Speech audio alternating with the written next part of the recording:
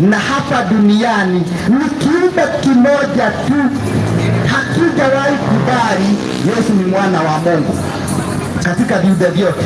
Mariko 14 aya yake ya 60 mpaka 60.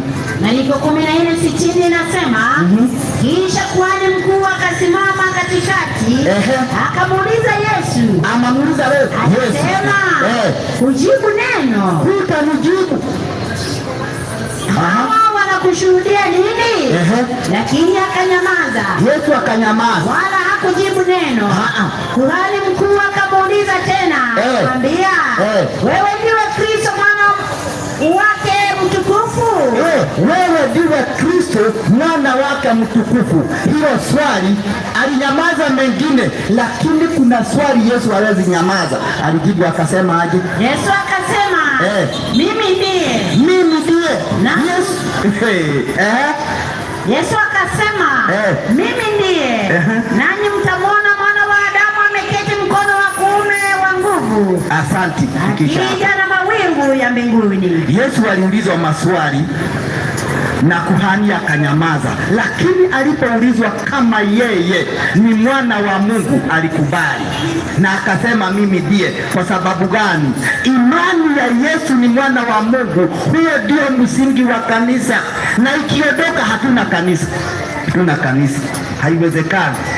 Sehemu nyingine nisome, soma Yohana 5 aya yake ya 16 mpaka 18.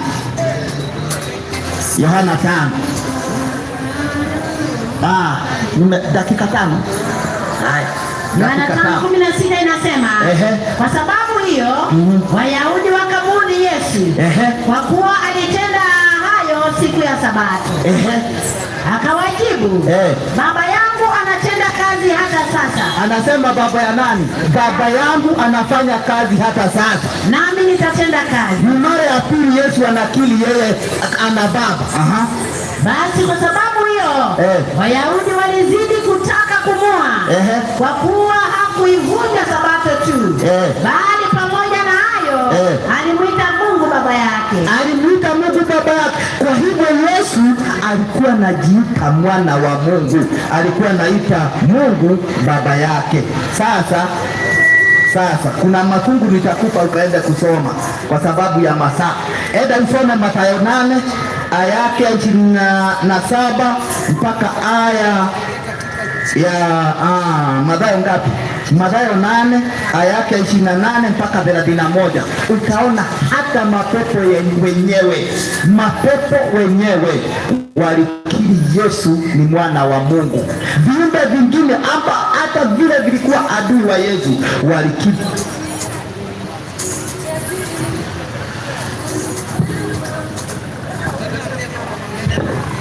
walikiri Yesu ni mwana wa Mungu. Wa mwisho ambaye ninaweza heri ni wate wengine, lakini msiache huyu wa mwisho aliyekiri Yesu ni mwana wa Mungu. Unaweza kusoma katika Mathayo 3